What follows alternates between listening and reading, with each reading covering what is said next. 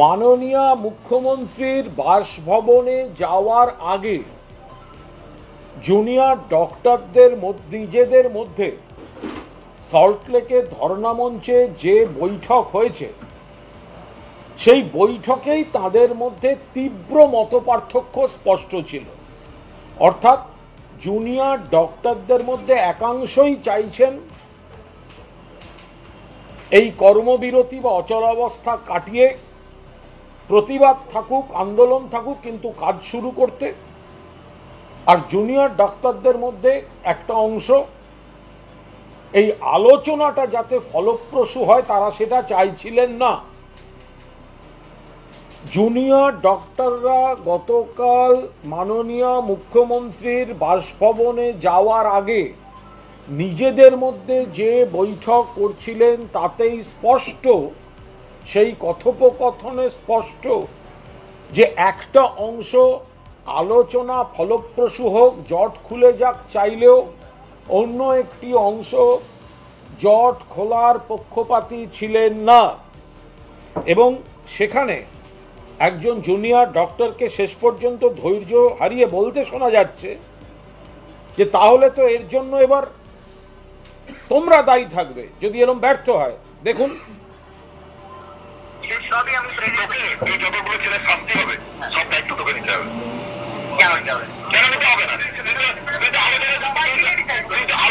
অর্থাৎ তারা বলছেন যে এরপরে যদি কোনো ব্যবস্থা হয় তার দায়িত্ব তোকে নিতে হবে। একাংশ চাইছেন জটটা খুলুক, আর অন্য অংশ চাইছে জটটা যাতে না খোলে। তো আমাদের এগেইনস্টে যাই লিগ্যাল অ্যাকশন স্টেট নিতে যায়, নিতে পারে, এরকম ভাবে আমাদের সুপ্রিম কোর্ট বলেছিল। তো মাস যে অত লিগ্যাল বোঝে না, যাকে বোঝানো হয়নি সে যেটা বোঝে যে আমার এই জিনিসটা চলে গেলেও যেতে পারে, বা আমার মাইনে আটকে যেতে পারে, বা 100টা জিনিস মনে করে যারা আমাদের কেস করে নিতে দেবে। This is not our supreme court. তাকে বলতে হবে আমাদের লয়ার নাই, আমরা মঙ্গলবার দাঁড়াতে পারবো কিনা জানি না।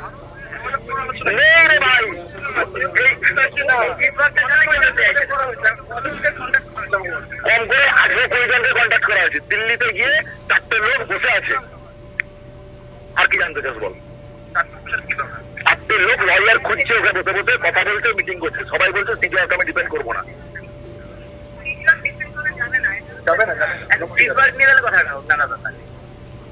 আমি সুপ্রিম কোর্ট কি ভয় পাচ্ছি ভাই? ডিফেন্ড করতে পারবো না, করতে পারবো না ভাই। ধরো যে তুমি যেটা বলছো যে সুপ্রিম কোর্ট কোনো একটা মানে আমাদের এগেইনস্ট একটা স্টেপ নেবে, সেটাতে মাস থাকবে কি থাকবে না। এবার এই ভয়টা আমাদের যেদিন 5টার ওই একদমই নয়, সেদিন সুপ্রিম কোর্ট তোকে বলেনি যে তুমি ইমিডিয়েট কাজে যোগ করো। 9 তারিখ কথা বলেছে, আবার 9 তারিখ যখন সুপ্রিম কোর্ট এই জায়গাটা মমতা ব্যানার্জিকে দিয়েছে, তারপর থেকে মমতা ব্যানার্জি তোর সাথে এগুলো খেলছে। হ্যাঁ, সেই জায়গা থেকে আজকে তোর মঞ্চে এসছে। তারপরে তুই যদি বলিস যে না আমি কোনো জায়গা থেকে নড়বো না, যেমন আছি এরকমই থাকবো, তোর সাথে আর কোনো কথাই তো বলবেই না তোর কথা। দ্বিতীয় কথা, আর তারপর তুই ফার্দার কনসিকুয়েন্স তাহলে তুই সিজিআর ডিপেন্ড করতে পারবি। এই হচ্ছে যে আমরা আলোচনার জায়গা খোলা রেখেছি, আলোচনা আমরা করছি, আমাদের এখনো দাবি দেওয়া মেটেনি, আপনি আমাদেরকে সময় দিন। এই বলে তুই ডিপেন্ড করার জায়গা তাও কিছুটা আছে। আমি বলছি যে মাস এটা বলছি, আমার বক্তব্য। এবার মাস কি এটা বোঝে যে কপিল সিবাল আজকে মুখ্যমন্ত্রীর আসা পরপর আগের 3টে মেল লেখা, এগুলো সব সুপ্রিম কোর্টে বলবে সে? নাম্বার 1। নাম্বার 2, 23 জন মৃত্যু হয়েছে, সেই 23 জনকে বাড়ির লোক থেকে 2 লাখ টাকা করে মুখ্যমন্ত্রী দিয়েছে, এবং তার ব্যাগ থেকে কোনো অ্যাসিউরেন্স নিয়ে সে সুপ্রিম কোর্টে প্রডিউস করবে না, তুই জানিস? সবই আমি তোকে এই যতগুলো ছেলের শাস্তি হবে সব দায়িত্ব তোকে নিতে হবে। কেন নিতে হবে? কেন নিতে হবে না? তুই তো আলোচনার জায়গা দেবে, তাহলে তুই যদি না যাস তাহলে আমি দেখেছি কেন? আমি বলছি কি কি অ্যাডভান্স জায়গা হতে পারে সেটা আমার বলে রাখা কর্তব্য। জল্পনার কোনো জায়গা নেই। অডিওটা যেটা প্রকাশ হয়েছে সেটা আমি শুনেছি, এবং এই অডিওটা আমাদেরই এখানকার আলোচনার অডিও, এটাও ঠিক। কিন্তু যেটা উনি বলতে চাইছেন এই অডিওটাকে সামনে রেখে যে আমাদের মধ্যে একটা মতানৈক্য সৃষ্টি হচ্ছে, এইটা ঠিক নয়। আমরা যেভাবে আলোচনা করি সেটা একটা গণতান্ত্রিক পরিসরে যেভাবে আলোচনা হয় সেইভাবে আলোচনা হয়। কলেজের ভিতরে বিভিন্ন যে কলেজ আছে 26টা কলেজের, তারা নিজেরা আলোচনা করে শুরুতে, তারপর যদি দেখা যায় যে সেখান থেকে যে মত উঠে আসছে সেই মতগুলো নিয়ে সমস্ত কলেজের যে সম্মিলিত বডি ফ্রন্টের পক্ষ থেকে আলোচনা হয়।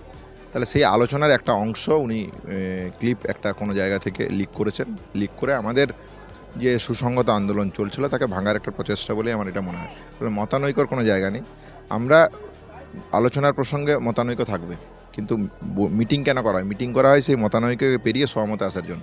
তাহলে সেই জায়গা থেকে সহমতে নিয়েই আমরা ডিসিশনে আসি। ফলে এটা নিয়ে আমার মনে হয় না মানে অন্য কিছু আছে। উনি করেছেন তাতে আর বলার কিছু নেই। হ্যাঁ, তাহলে হচ্ছে যে অডিও রেকর্ড এসছে এটা একদমই ঠিকই বলেছেন আপনি, কিন্তু ব্যাপারটা যেটা হচ্ছে যে একটা শান্তিপূর্ণ সুসংগত আন্দোলন যখন চলে তখন সরকার তার সমস্ত যা নোংরামির মেশিনারি আছে সব মেশিনারিগুলোকে দিয়ে একটা আন্দোলনকে ভাঙার চেষ্টা করে। এগুলো তারই চক্রান্ত। তাহলে সেই জায়গা থেকে আমাদের সাবধানতা নিতে হবে।